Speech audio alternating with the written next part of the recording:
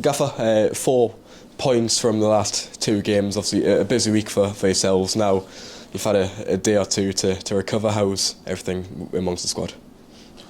No, very good. Obviously the atmosphere was good on Tuesday, as it always is. Really, I don't ever see, or I haven't seen thus far, any negativity, even after poor results or poor performances. So I would expect the same continual attitude and theme of attitude over the next 48 hours. So yeah, absolutely no problems on that sense. Yeah, and a platform to build off on Tuesday night, especially the second half. I think we're around 55% possession, the highest we've had so far. Do we see that sort of style of to take a team's game on Tuesday night, do you feel? I just think obviously different games require different attributes and different strategies, scenarios, and we'll always have to juggle our way through that. I think the lower you go in professional football, the greater the inconsistencies. So you can catch a team, maybe even looking as far ahead as Ebbsfleet, you can catch a team that hasn't had a great start, and all of a sudden they come to life.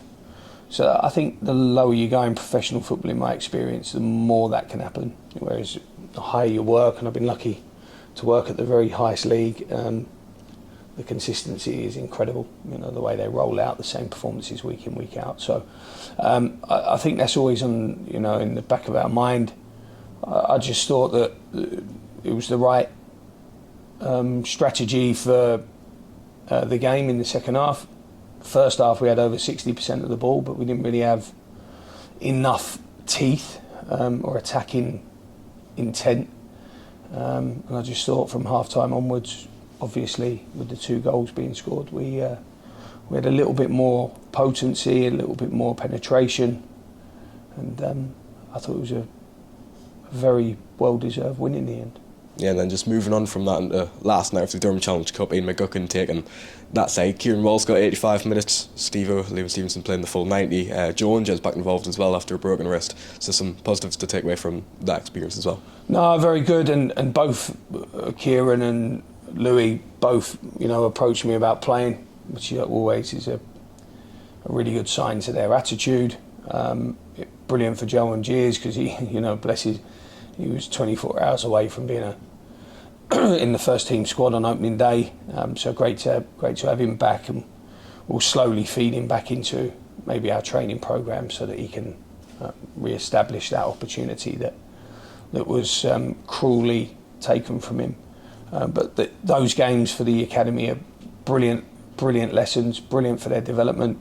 If they're going to progress and graduate into the senior team, they're going to play against seniors, adults, week in, week out. So they've got to be able to do that, and we've got to be able to see them do that. So, no, good experience for them, and when you've got someone like Ian McGuckin at the front of that, it'll be a good developmental experience for him. It's been a hectic week for Ebbsfleet, hasn't it? Darren Sarll, leaving the club, Josh Wright taking the club on Tuesday in a caretaker capacity, and then appointing a new manager today is an opposition manager. How do you go into games like that? No different.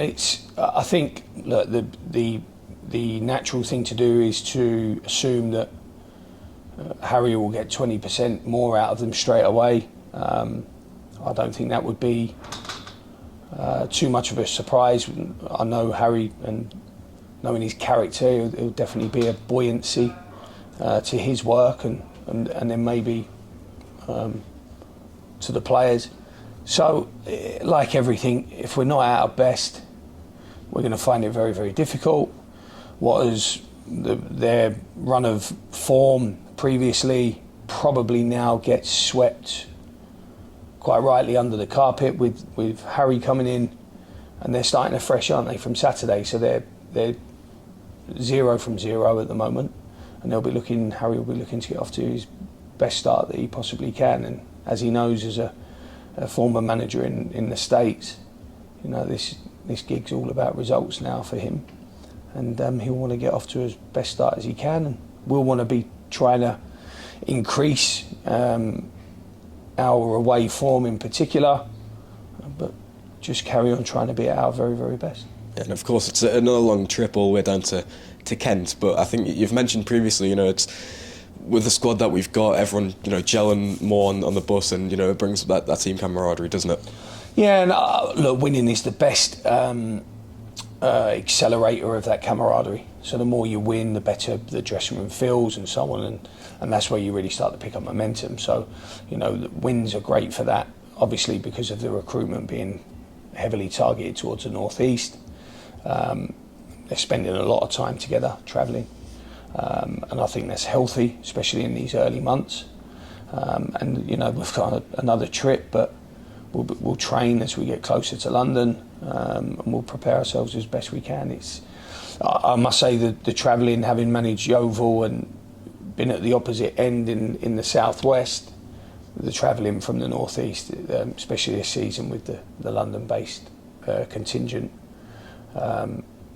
is a lot tougher. So recovery times have increased, which means you've got a reduction in training pitch time. So I think it's more important right here, right now, that the players feel fresh in their mind and fresh in their legs than maybe overcoached and overused on the training pitch. So it's very much about just trying to get back to our best on Saturday, utilising the travel as best we can, using it as an advantage rather than to our detriment, and trying to make those subtle impacts and improvements as we go along. A full, just on the injury front now, just a full week since Joel Dixon went down against Braintree. Is there any further indication on how he's doing? Yeah, no, he's been very unfortunate, Joel. We're probably looking between 3 and 4 months for Joel. It's going to be the only fortunate aspect to it is that we don't think we need to operate, but he needs to be treated conservatively, and we're looking at probably 3 months plus, which is a shame for the guy, because his reaction to our decisions before the summer were exemplary, and he took ownership of that shirt through meritocracy, and these things happen. It was we as a football squad, or first team squad, were very fortunate that we took Brad Young when we did, and we still have 2 really, really fantastic goalkeepers in Adam Smith and Brad Young. We're very fortunate for that. So no, it's a very competitive department. I think Dan Dodds is the only other real absentee. How is he doing, and is everyone in his squad? Yeah, I hope he travels with us tomorrow, and he will have some sort of involvement Saturday. Big player for us, and Danny's done some terrific work already, especially Luke Charman and Dan Dodds. He's had Greg Sloggett for a period, Anthony for a period, Waterfall for a period. So he does some brilliant work, Danny. Dodds, hopefully with another 2 training sessions, should be good to go, and we're really pleased to have Luke Charman. Looks in great condition from his 2 cameos, so we're very, very lucky to have the physio department as it is.